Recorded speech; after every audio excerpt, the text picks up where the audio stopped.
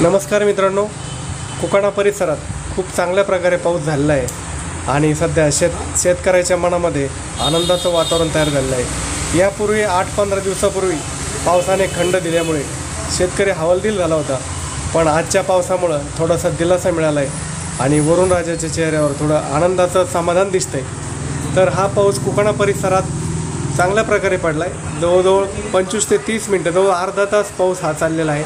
अजूनही थोडाफार त्याचा वेग कमी झालेला आहे, परंतु हा पाऊस खूप मित्रांनो, हा पाऊस कोकणा परिसरात म्हणजे नेवासा तालुक्यातील अहमदनगर जिल्ह्यामध्ये हा पाऊस पडतोय। मित्रांनो, आपल्या जिल्ह्यामध्ये अनेक ठिकाणी कसा पाऊस आहे तो कमेंटद्वारे सांगा।